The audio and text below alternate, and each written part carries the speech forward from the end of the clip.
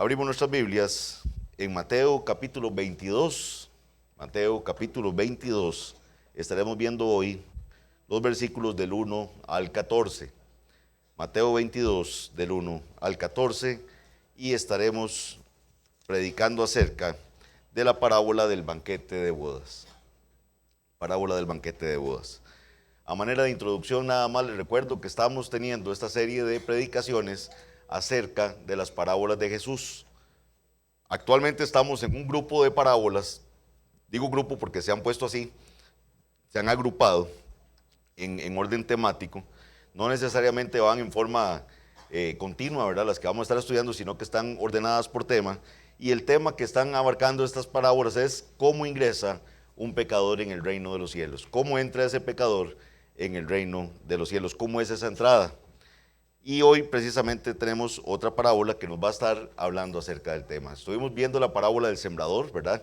La semana pasada vimos cómo se nos mencionan diferentes tipos de terreno en esa parábola y cómo únicamente el terreno preparado por el Señor puede aceptar esa semilla y dar fruto, ¿verdad? Entonces eso lo vimos la semana pasada. Hoy vamos a ver una hermosa parábola en Mateo capítulo 22, versículos 1 al 14. Vamos a estar leyendo su palabra, esperando con fe que el Señor nos permita entenderla. Dice así: respondiendo Jesús les volvió a hablar en parábolas diciendo: el reino de los cielos es semejante a un rey que hizo fiesta de bodas a su hijo, y envió a sus siervos a llamar a los convidados a las bodas, mas estos no quisieron venir.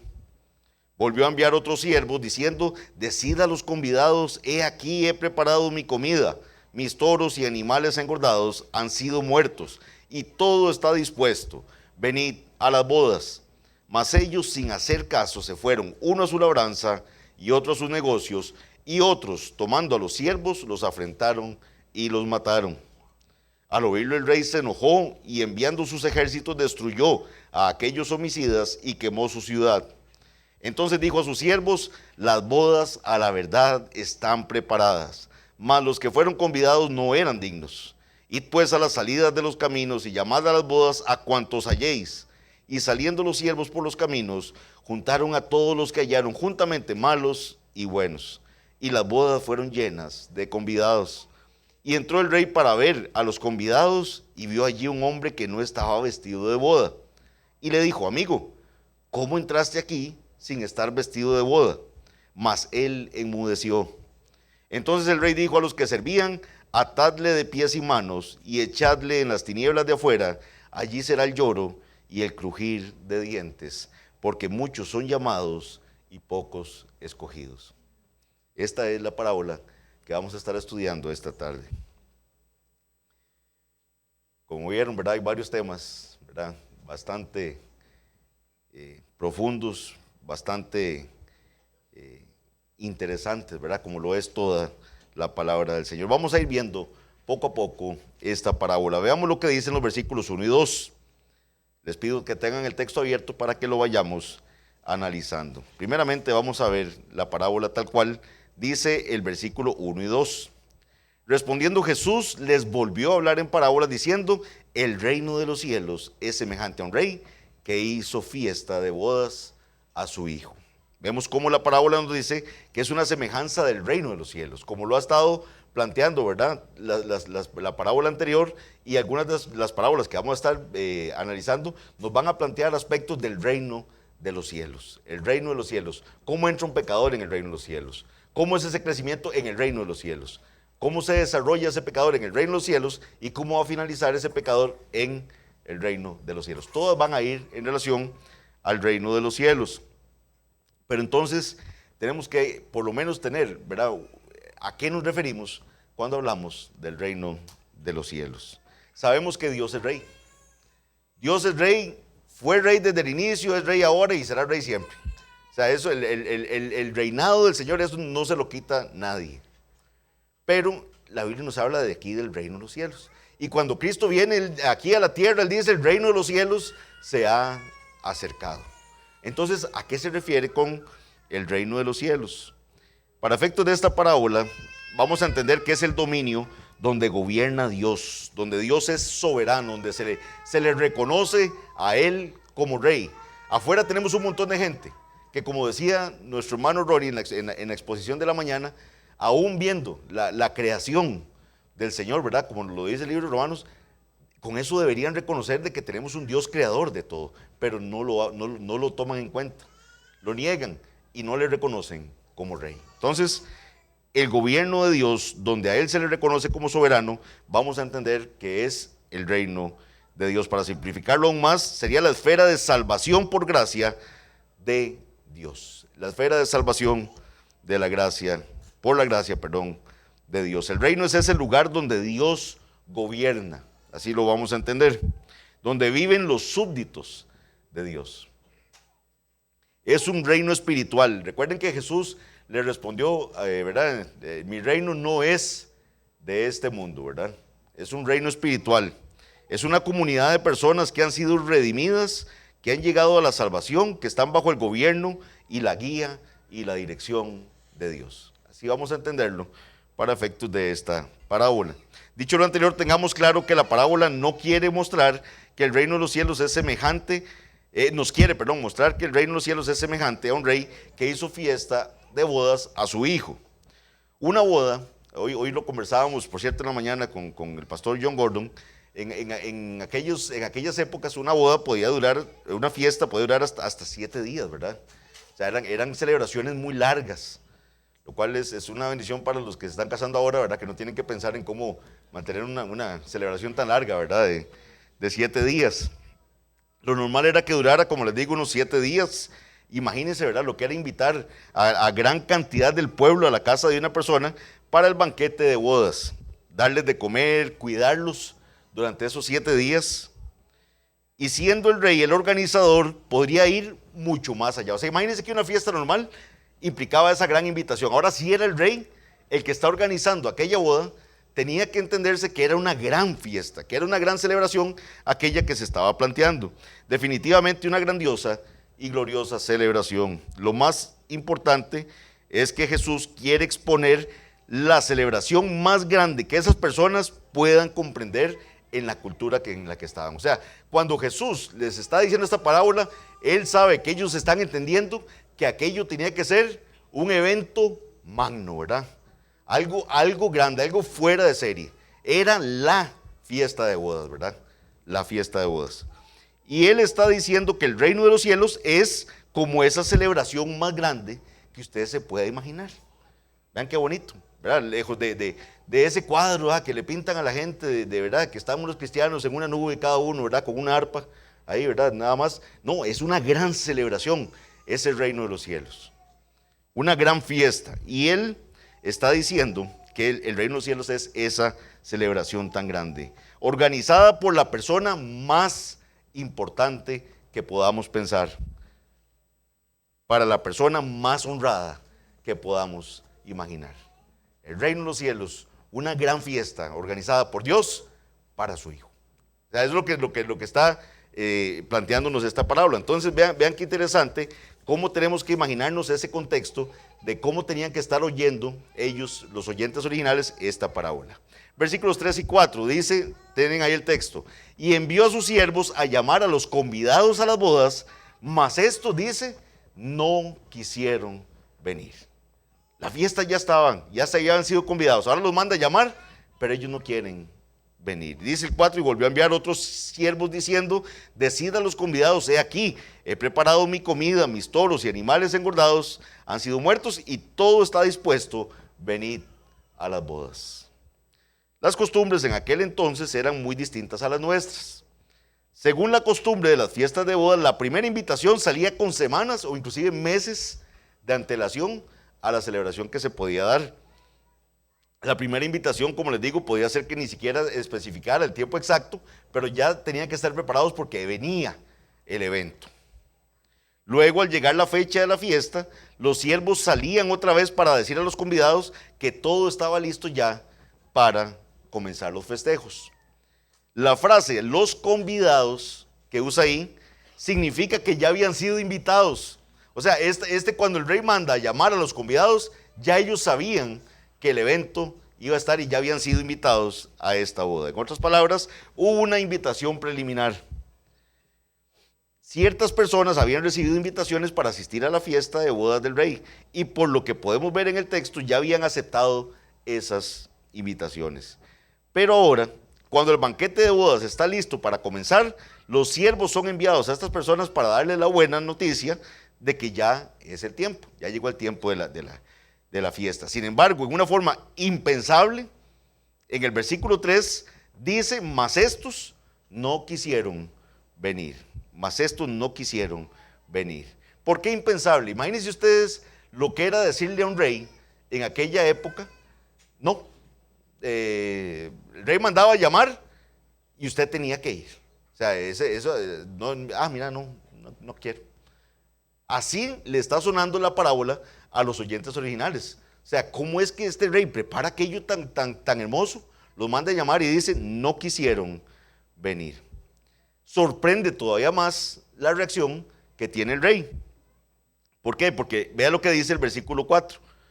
Dice el versículo 4, volvió a enviar a otros siervos. O sea, el rey, en vez de mostrar su enojo, ¿verdad? De que él ya había preparado la fiesta, ya habían sido invitados, lo habían sido previamente convocados, los manda a llamar y no quieren venir. En vez de mostrar su ira ante ese desprecio, ante esa falta de respeto a la autoridad del rey, vuelve a mandar a otros siervos para invitarlos. Rehusar la invitación directa del rey sería algo impensable. Era una peligrosa afrenta al monarca. Sin embargo, la misericordia del rey se impone y vuelve a enviar la invitación por medio de otros siervos, dando más detalles de la celebración. O sea, les dice todavía más detalles de la celebración. Les dice, he preparado mi comida, mis toros y animales engordados han sido muertos y todo está dispuesto. Venid a las bodas. Un comentarista, el doctor Carballosa, dice en su libro lo siguiente que me pareció muy interesante incluir acá. Dice que la frase, y todo está dispuesto, en el texto tal cual está, sugiere que absolutamente todos los detalles habían sido arreglados. Absolutamente todos los detalles habían sido arreglados. Solo faltaba la presencia de los invitados. El urgente llamado es expresado mediante la frase, venid a las bodas. Vengan. Ya todo, absolutamente todo, está listo. Dicha frase es una manifestación de la gracia del rey que ha persistido en su invitación. Versículos 5 y 6. Aquí nada más estamos analizando la parábola, ¿verdad? No estamos viendo qué significa. Versículos 5 y 6. Mas ellos, sin hacer caso, se fueron, uno a su labranza y otro a sus negocios. Y otros, tomando a los siervos, los afrentaron y los mataron. En el versículo 5, vemos que la respuesta a la segunda invitación fue un claro desinterés. Un claro desinterés. La frase, sin hacer caso, que está ahí, en el original significa ser descuidado, ser negligente o ser indiferente. Como que la cosa no es conmigo. Ahí está invitándome, pero yo estoy viendo para otro lado. No me importa. Estos tenían cosas más importantes que hacer. Y vean lo que ponen como las cosas más importantes que hacer: su labranza y sus negocios. Vean cómo hay elementos que se nos parecen un poco a lo que vimos de la parábola anterior. Vean, recuerdan, ¿verdad? Que uno de los tipos de terrenos que estudiamos era donde aquella semilla intentaba brotar, pero habían espinos que ahogaron a esa espina. ¿Y qué eran? El engaño de las riquezas, el quehacer de este mundo, inclusive también la misma satisfacciones nuestras, ¿verdad? La autosatisfacción que tendríamos que darnos. Pero esta gente dice, no, mira, tengo que pensar en mi labranza, tengo que pensar en mis negocios. Y el versículo 6 habla de un segundo grupo también. Vean qué interesante. Dice, le llama los otros. Vean que dice, y otros, tomando a los siervos, los afrentaron y los mataron. Estas eran personas más violentas, ya que nos dice que tomaron a los siervos y los afrentaron, es decir, los trataron de manera arrogante y vengativa. Eso es lo que significa los afrentaron en el texto original. Los trataron de manera arrogante y vengativa, los maltrataron y a otros inclusive los llegaron a matar, a estos que estaban invitando.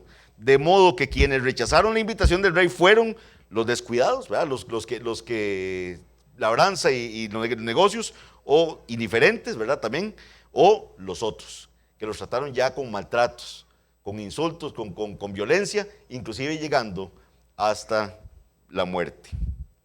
Versículo 7. Al oírlo el rey se enojó y enviando sus ejércitos destruyó a aquellos homicidas y quemó su ciudad. Ya la paciencia del rey se agotó. El rey había invitado inicialmente, volvió a enviar, vuelve a enviar, pero ya fue suficiente. Acá es poco lo que podría comentarse de lo que nos dice la parábola. Las acciones de los invitados provocaron la ira del rey, quien envió sus ejércitos, destruyó a los asesinos y quemó su ciudad. La misericordia y la paciencia del rey llegaron a su límite, se acabaron. El rey reaccionó justamente al castigar a los malvados que habían asesinado a sus siervos y que habían desdeñado su invitación.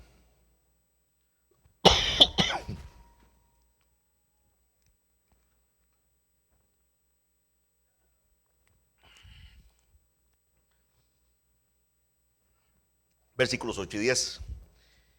Dice así: entonces dijo a sus siervos: las bodas a la verdad están preparadas, mas los que fueron convidados no eran dignos.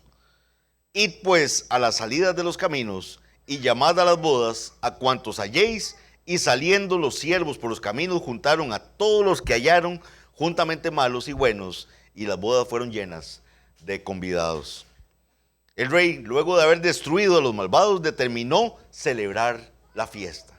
La fiesta se iba a celebrar con o sin las personas que inicialmente habían sido invitadas. La fiesta ya estaba lista, las bodas ya estaban preparadas y se iba a celebrar. Entonces manda invitar a otros que inicialmente no habían sido convidados. Por lo que ordena a sus siervos salir a los caminos e invitar a la fiesta tantos como pudieran encontrar. Dice, porque los que fueron convidados no eran dignos. Los siervos hicieron lo que el rey les mandó. Vean algo bonito de esta parábola, pero no es el tema original de la parábola. Pero vea que cada vez que el rey le dice, hagan algo, los siervos van y lo hacen. Vayan, notifiquen, y los siervos van y notifican. Vaya y preparen. Vaya, inclusive, si tienen que poner la vida, ¿verdad? Porque los terminaron matando, algunos de ellos. Vayan, invítenlos otra vez, y algunos perdieron la vida. Y aquí les dice, vayan y traigan a cuantos ustedes encuentren en el camino. Tráiganlos, las bodas ya están preparadas. Y los siervos van, ustedes no vengan, los siervos cuestionando al rey. Mira, rey, es que tal vez no conviene, o cuestionando lo que el rey está diciendo. Ellos van y obedecen lo que el rey está diciendo. Pero ese es nada más un comercial en la parábola. No es el punto central.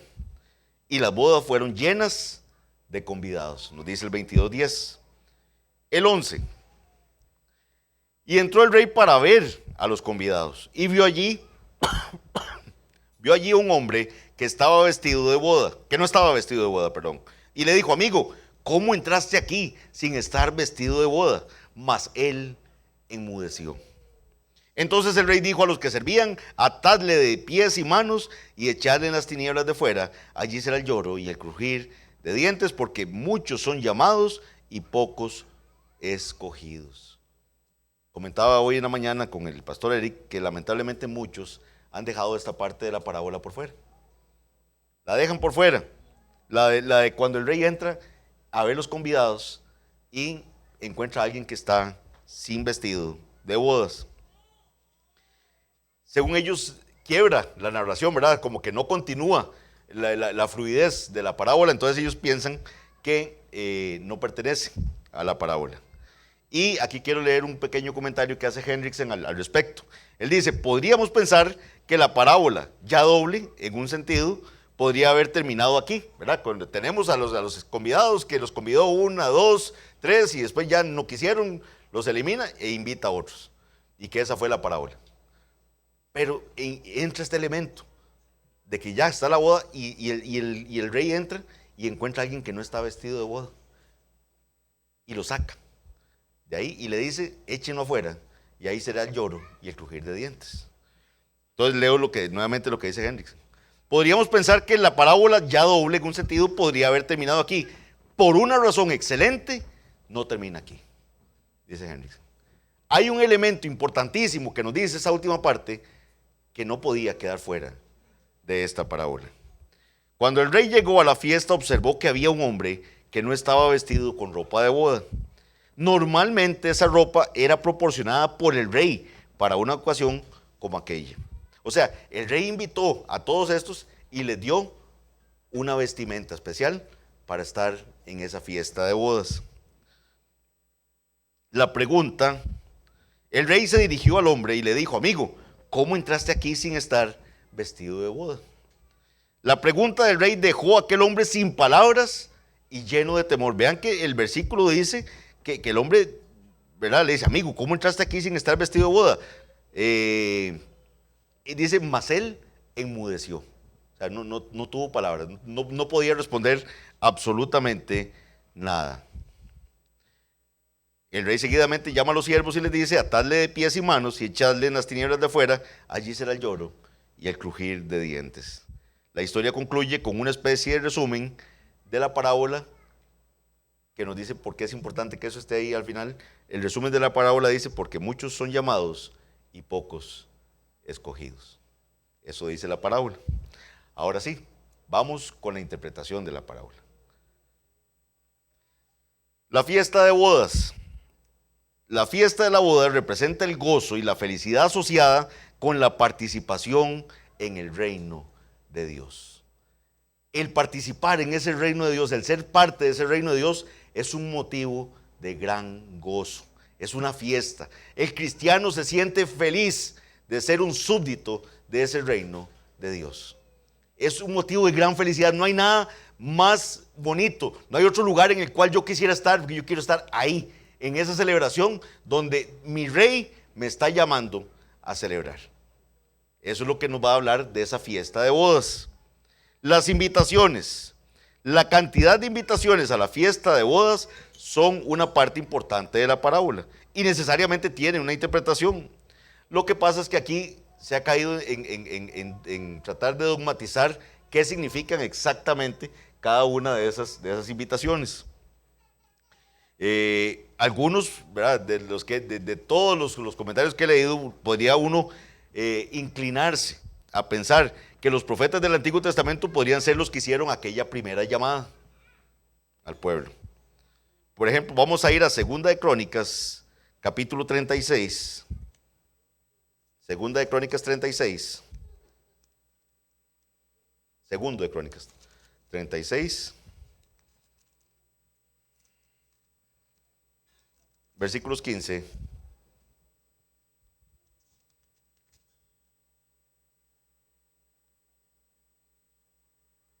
Perdón, con el permiso de ustedes voy a cambiar la Biblia por ya la letra no me dio con esta.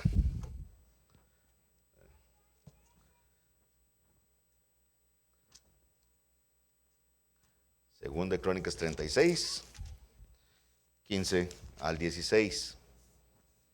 Gracias a Dios por el que compró la Biblia del púlpito. La verdad que la compró con letra bastante grande. Dice, Segunda de Crónicas 36, 15 al 16. Y Jehová, el Dios de sus padres, envió, que dice, constantemente palabra a ellos. Envió constantemente palabra a ellos, dice, por medio de sus mensajeros, porque él tenía misericordia de su pueblo y de su habitación. El Señor les mandaba palabra constantemente, mas ellos, dice el 16, hacían escarnio de los mensajeros de Dios y menospreciaban sus palabras, burlándose de sus profetas, hasta que subió la ira de Jehová contra su pueblo y no hubo ya remedio.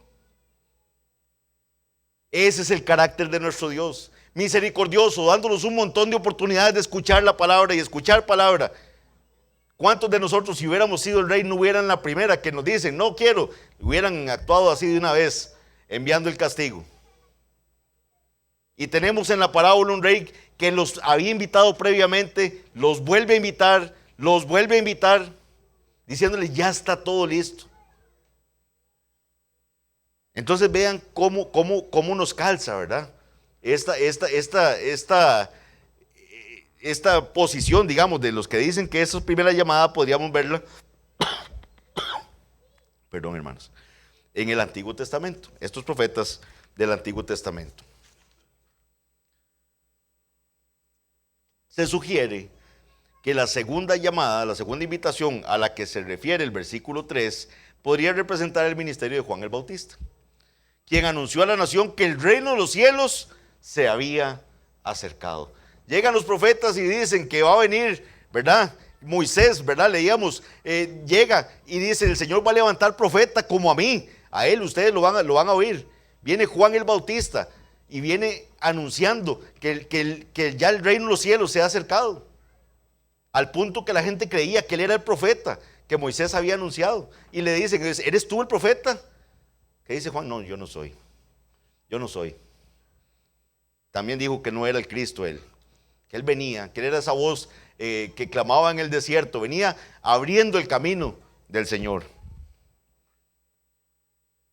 Venía Juan el Bautista, quien anunciaba a la nación, el reino de los cielos se ha acercado. Y la tercera invitación descrita en el versículo 4 podría representar el ministerio de los apóstoles.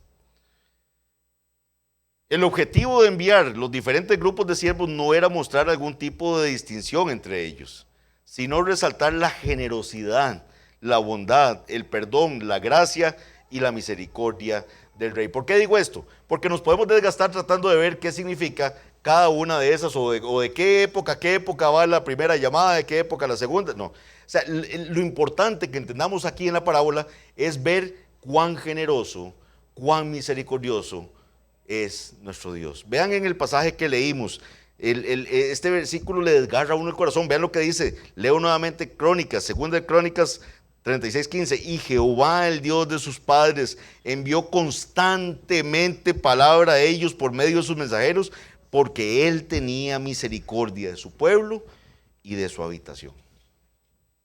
Constantemente.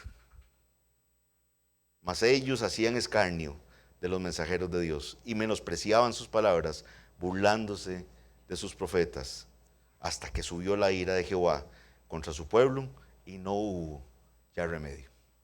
Llega un punto en que la paciencia del Señor se agota. Llega un punto en que ya esa misericordia no es eterna, como decía Suger Michelén en una predicación. Llega un punto en que tiene límite. Llega un punto en que su paciencia tiene límite. Vayamos meditando de una vez cuántas veces nos han mandado mensajeros a exponernos la palabra. Cuántas veces nos han dado esa oportunidad y cuántas veces hemos sido indiferentes, como los que pensaron en ir a la labranza o en ir a sus trabajos, a ir a otra cosa, a sus negocios. El objetivo de enviar los diferentes grupos de siervos, como repito, no era mostrar algún tipo de distinción entre ellos, sino resaltar la generosidad, la bondad, el perdón, la gracia y la misericordia del Rey. El rechazo de los convidados. Veamos el rechazo de los convidados. En primer lugar, dice el versículo 3,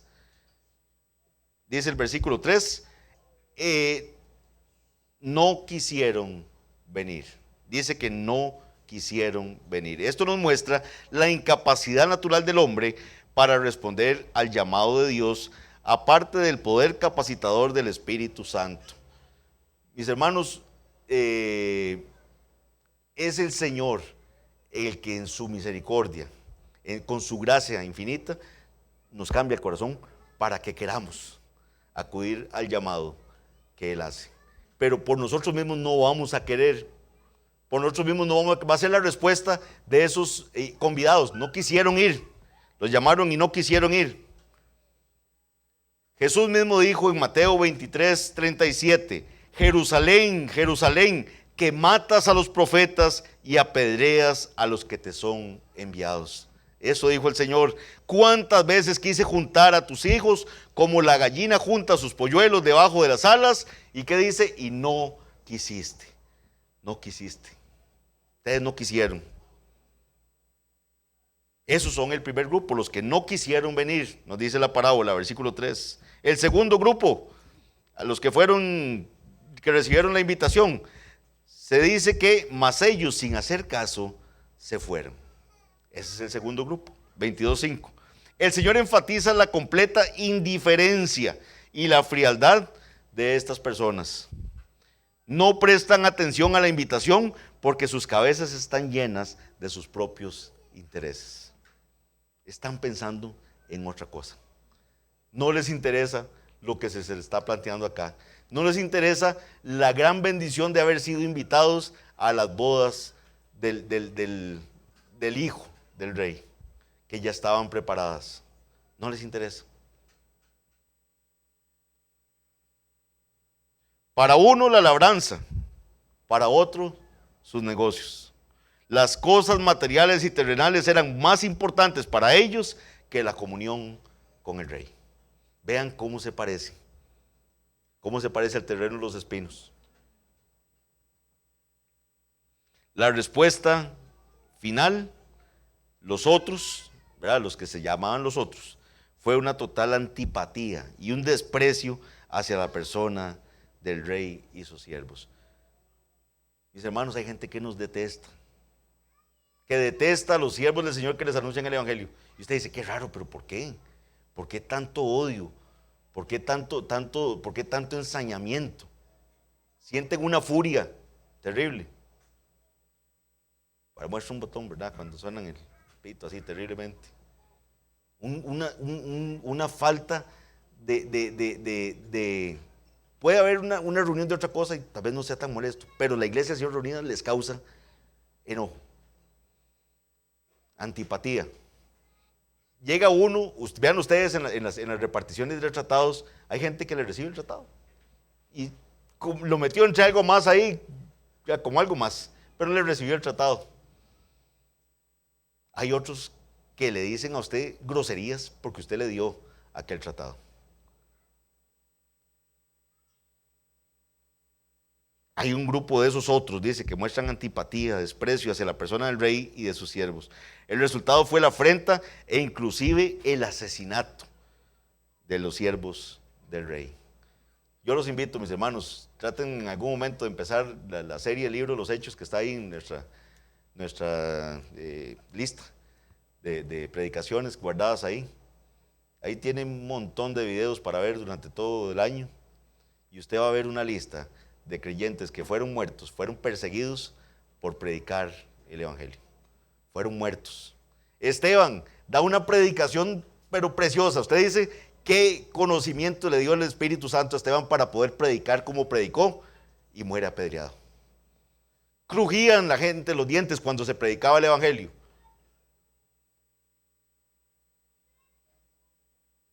Un desprecio total.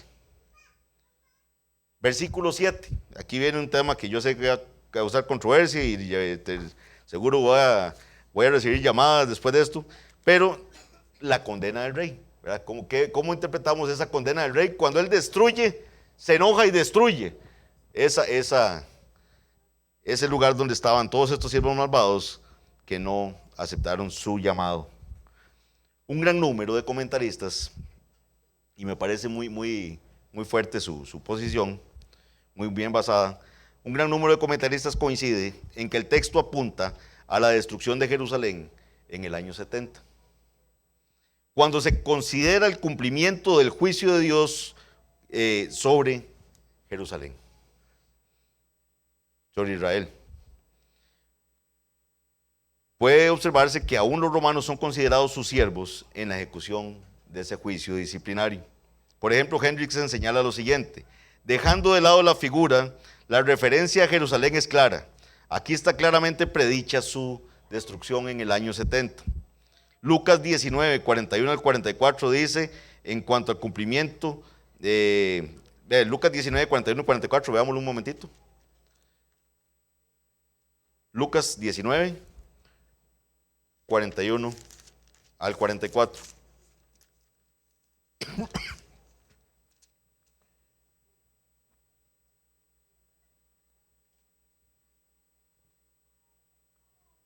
Dice, y cuando llegó cerca de la ciudad, al verla lloró sobre ella, diciendo, oh, si también tú conocieses, a lo menos en este día, lo que es para tu paz, mas ahora está encubierto de tus ojos.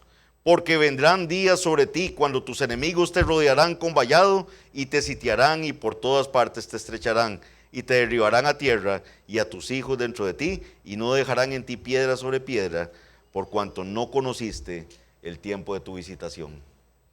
Duras palabras le dijo el Señor a Jerusalén. En cuanto al cumplimiento, Jerusalén fue tomado por Tito, hijo del emperador Vespasiano, entre el año 69 y el 79 después de Cristo. El templo fue destruido. Se cree que más de 1 millón de judíos que se habían amontonado en la ciudad murieron. Israel dejó de existir como unidad política. El texto señala la absoluta soberanía de Dios. Todo esto estaba bajo su control. El Señor había mandado muchos siervos a exponer la palabra del Señor, a advertir, pero llegó el tiempo de que mandó juicio. Los nuevos convidados, versículos 8 al 10. Cuando los judíos que habían sido invitados se niegan a recibir al Señor como ese Salvador esperado, son conducidos a Él otros pueblos en gran número. Estos otros proceden en su mayoría de los gentiles, aunque ello no significa que los judíos quedaran excluidos. Aquí estamos hablando de gente de todo pueblo, lengua y nación que va a ser invitada ahora a estas fiestas de bodas. El hecho que por el sacrificio de Cristo y la dirección del Espíritu Santo, la salvación es ahora para todos sus elegidos, sin consideración de raza, nacionalidad, sexo, condición social, etc. Y que ninguna nación tiene una posición especial delante de Dios es claro, también por pasajes como Romanos 10, 12 al 13, que veremos con más detalle con nuestro hermano Ronnie. Pero vean lo que dice, porque no hay diferencia entre judío y griego, pues el mismo que es Señor de todos, es rico para con todos los que le invocan. Porque todo aquel que invocare el nombre del Señor será salvo. Una declaración sumamente consoladora es la que vamos a ver, o la que vemos al final del versículo 10. Dice el versículo 10, y el salón de bodas se llenó de invitados. El salón de bodas se llenó de invitados. Gente escuchando el llamado a la boda y acudiendo a ese llamado. Eso solo puede ocurrir por la misericordia del Señor. Que el Señor enviara siervos y no vinieran unos, y que ahora mande y ahora otros vengan, eso solo puede ocurrir por la gracia transformadora de Dios. Ahora vamos al hombre que no está vestido de boda. El hombre que no estaba vestido de boda. Como les dije anteriormente, a varios les gustaría que aquí terminara la parábola para no tener que lidiar con las dificultades de los versículos 11 al 14. Leámoslos nuevamente. Versículos 11 al 14. Y entró el rey para ver a los convidados y vio allí a un hombre que no estaba vestido de boda. Y le dijo, amigo, ¿cómo entraste aquí sin estar vestido de boda? Mas él enmudeció. Entonces el rey dijo a los que servían, atadle de pies y manos y echadle en las tinieblas de afuera, allí será el lloro y el crujir de dientes, porque muchos son llamados y pocos escogidos. La frase que nos dice que el rey entra para ver, en el original sugiere una mirada escrutadora, una mirada que está revisando. Esa mirada penetrante del rey sugiere la contundente naturaleza de su juicio respecto de nuestra verdadera condición, porque seleccionó a uno de entre los muchos invitados. Vemos que el problema de aquel hombre es que no estaba en su vida. O sea, el hombre no lo escoge por algo que ve de él, es algo que no tenía aquel hombre. Y lo que no tenía era la vestidura que había sido proporcionada por el rey para estar en esa fiesta de bodas. Hay una tradición que afirma que era la costumbre que el rey diera los vestidos a los invitados en ocasiones como aquella. Entonces el cuadro ilustra de manera maravillosa que el hecho de que es Dios quien provee esa vestidura que para efectos de esta parábola no es otra cosa más que nuestra justicia. Solo Dios provee esa justicia para que podamos tener esa vestidura que nos permite estar en esa fiesta de bodas. Él es el que la da. Y había un hombre que no la tenía y le dijo: ¿usted qué está haciendo aquí? Usted no tiene ese vestido de bodas. Aunque la mencionada tradición no ha sido corroborada, dicha verdad se encuentra indudablemente en el texto. Quiero que veamos un hermoso versículo que está en Isaías 61:10. Isaías 61:10, leo para ustedes, dice lo siguiente: en gran manera me gozaré en Jehová, mi alma se alegrará en mi Dios. Vean que es un tema de gozo y alegría. En gran manera me gozaré en Jehová, mi alma se alegrará en mi Dios, porque, ¿qué dice? Me vistió con vestiduras de salvación. Ahí está, el Señor nos viste con vestiduras de salvación. Él es quien pone ese vestido para que podamos estar en esa fiesta de bodas. Y eso me debe dar gran alegría. Eso me debe permitir gozarme y estar agradecido y decir: Señor, qué bendición que estoy en esta fiesta. Primeramente, qué bendición que me permitiste oír tu voz para poder venir y que me pusieras esa vestidura. En gran manera me gozaré en Jehová, mi alma se alegrará en mi Dios, porque me vistió con vestiduras de salvación, me rodeó con manto de justicia. Como a novio me atavió y como a novia adornada con sus joyas. Esa vestidura de justicia es provista por la obra justificadora del Hijo de Dios. Es la obra de Cristo la que permite que podamos tener esa vestidura, no nuestras justicias. Jamás nuestras justicias podrían proveer la vestidura necesaria para poder estar en esa boda. Jamás. Es la vida de Cristo perfecta, en obediencia a la ley del Señor, la muerte en la cruz del Calvario, pagando por los pecados que yo tenía que haber pagado, y esa resurrección por la cual hoy está sentado a la diestra del Padre, intercediendo por nosotros. Es eso lo que provee nuestra justicia, una justicia imputada, una justicia que no es nuestra. Somos justos por la justicia de Cristo.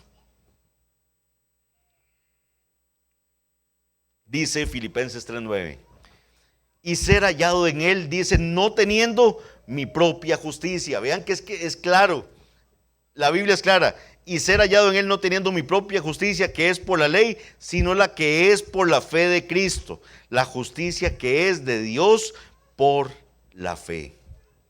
Es cierto que la parábola no dice cómo se obtiene el vestido para entrar en la fiesta, pero hemos visto bíblicamente quién da ese vestido. Y si usted cree que usted es capaz de obtener ese vestido, está en graves problemas. Nada que usted pueda hacer le puede proporcionar esa entrada a esa fiesta de bodas. Nuestras justicias son como trapos de inmundicia. Si dicho vestido tiene que ver con la justicia que se requiere para entrar en la presencia de Dios, entonces no hay duda que solo Cristo puede proporcionar dicha vestidura. El rey claramente identificó a este hombre como alguien no apto para participar de aquella fiesta, y la parábola finaliza despejando cualquier duda que pudiera existir respecto de qué depende de que alguien sea apto o no. Ahí se despeja cualquier duda. El versículo 14 contundentemente dice, porque muchos son llamados y pocos escogidos. Él es quien escoge. Él llama y Él escoge. Muchos son llamados y pocos escogidos. Y esto, mis hermanos, nos debe hacer reflexionar en lo que cantamos. ¿Por qué? ¿Por qué, Señor? ¿Por qué será que me invitaste a mí? Yo no tengo, muchos de hambre mueren ya, miles, rehusando tu verdad, y yo era uno de ellos. Igual, rehusando la verdad del Señor. ¿Por qué el Señor me escogió? Les aseguro que no es por nada en mí. Eso es por la pura gracia de Él, por el puro afecto de su voluntad. Quienes aceptan la invitación revelan mediante su respuesta que pertenecen a los escogidos. Muchos son los invitados, ya que hay un llamado general implícito en la enseñanza de la palabra de Dios, en la predicación del Evangelio. Constantemente estamos llamando personas a que se arrepientan, a que vengan al Salvador, a que entiendan que el Rey es Dios, que vean que la justicia únicamente se puede obtener de Cristo. Muchos son llamados, pero ustedes van a ver con cuánto desprecio y cuánta indiferencia es recibido el mensaje por algunos. Esto es lo que vemos en pasajes como Hechos 13:48. Hechos 13:48 dice: los gentiles, oyendo esto, ¿qué dice? Se regocijaban y glorificaban la palabra del Señor, y creyeron todos los que estaban ordenados para vida eterna. Creyeron los que estaban ordenados para vida eterna. Juan 6, 64 al 65, versículos muy conocidos, dice Jesús aquí hablando: pero hay algunos de vosotros que no creen, porque Jesús sabía desde el principio quiénes eran los que no creían y quién le había de entregar. Y dijo: por eso os he dicho, ninguno puede venir a mí si no le fuere dado del Padre.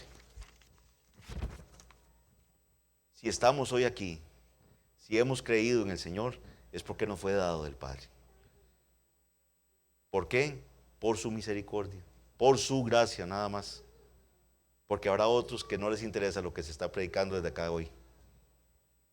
La salvación no es una realización humana, es el regalo de la gracia soberana de Dios. El Señor lo resumió en el ámbito del reino. Lucas 12:32: no temáis, manada pequeña, porque a vuestro Padre le ha placido daros el reino. No teman, al Padre le plació darles el reino. ¿Cómo podemos aplicar esto que hemos aprendido de la parábola? No es poca cosa rechazar el llamado del Señor. No es poca cosa.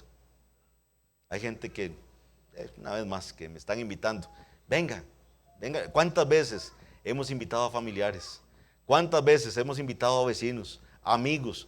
¿Por qué? Porque queremos que oigan el Evangelio. Queremos que sean alcanzados por la palabra del Señor. Y no les importa. No les importa. Gente que usted los ve, que les ha invitado aquí y dice: no, mire, no puedo, es que pasé muy mala noche y todo. Después ponen en el estado de WhatsApp ahí fotos en la playa y fotos en otro lado.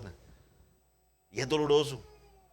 Menosprecian la oportunidad de ser expuestos a la palabra del Señor. Rechazar el llamado de Dios por medio de sus mensajeros no es poca cosa. Hay un punto en que el Señor agota su paciencia. El Señor, ¿cuántas veces le ha mandado mensajeros a invitarlo? El Señor, ¿cuántas veces ha tenido misericordia y no ha actuado? Pero llega un punto en que va a actuar. Y cuando Él actúe, debería llenarnos de terror, porque como dijo Nabucodonosor, no hay quien detenga su mano. No hay quien detenga su mano. La mala noticia es que no tenemos poder en nosotros mismos para cambiar nuestros corazones rebeldes.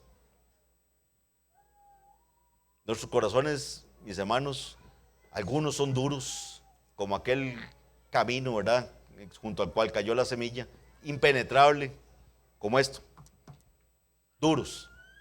Otros tendrán piedra ahí en el fondo, puede ser que surja la semilla, como veíamos, pero va a tener poca raíz. Otros estarán llenos de espinos, pero habrán corazones que se aceptan esa semilla. Y esa es la buena noticia, que Dios cambia corazones, que el Señor quita corazones de piedra para transformarlos en corazones de carne, que sean aceptos a la semilla. No podemos cansarnos de ir como los mensajeros. O sea, yo me pongo a pensar, los siervos del rey, ¿verdad?, podrían haber dicho: Señor, pero qué desperdicio de tiempo. Ya no quieren ir. No quieren ir. ¿Cuántas veces nosotros mismos hemos desistido de estar predicándole el evangelio a alguien o insistiéndole a alguien porque decimos, no, ya esta persona no tiene remedio? Está demasiado endurecido. No, mis hermanos, para el Señor no hay nada imposible. Para Él no hay nada imposible. Él transforma el corazón más duro. La buena noticia es que Dios se agrada en cambiar los corazones rebeldes por el poder del Espíritu Santo por medio de la predicación del evangelio. Si hay algo que debemos tener claro y que debe hacer que caigamos de rodillas ante nuestro Padre, es el hecho de que si hemos respondido al llamado externo mediante el arrepentimiento y la fe, es solo porque primeramente Dios nos dio vida. Eso es así, cuando estábamos muertos en nuestros delitos y pecados para volvernos a Él por medio de Cristo. La salvación es en verdad solo por gracia. Esta verdad es inquietante, pero Jesús nos inquieta por una razón. Quiere que encontremos la salvación y la vida solo en Él, solo por gracia. Solo en Cristo debemos encontrar ese vestido que nos permite gozarnos con Él en su reino. Quiero finalizar esta breve exposición de esta parábola leyendo Apocalipsis 19, del 7 al 9. Apocalipsis 19, del 7 al 9. Dice, nuevamente en un ámbito de alegría, en un ámbito de regocijo, en un ámbito de fiesta, dice, gocémonos y alegrémonos y démosle gloria, porque han llegado las bodas del Cordero, dice, y su esposa se ha preparado. Y a ella se le ha concedido que se vista de lino fino, limpio y resplandeciente, porque el lino fino es las acciones justas de los santos. Y el ángel me dijo, escribe, bienaventurados los que son llamados a la cena de las bodas del Cordero. Y me dijo, estas son palabras verdaderas de Dios. Oremos. Padre bendito, Señor, perdónanos, Padre, cuántas veces rechazamos esa invitación a formar parte de tu reino, Señor, a ser súbditos tuyos, Señor. Cuántas veces un corazón endurecido rechazó la palabra o la ignoró, la menospreció. Pero Padre, tuviste gran misericordia, Señor. Seguiste invitando, seguiste enviando mensajeros, invitando. Y Señor, nos has traído. Ten misericordia una vez más, Señor. Salva pecadores. Señor, que si aquí hay personas que han rechazado previamente esa invitación, entiendan cuánta misericordia has tenido, Señor, para no haber actuado ya con justicia, Señor. Ten misericordia una vez más. Salva pecadores, Señor, te lo pedimos. Y Padre, gracias por recordarnos el Evangelio a los que nos has salvado. Que nunca olvidemos, Señor, que nada en nosotros nos tiene celebrando en tu reino. Es solo tu bondad, es solo tu gracia, solo tu misericordia. Que la gloria sea únicamente para ti, Señor, desde ahora y para siempre. En el nombre de Jesús, amén.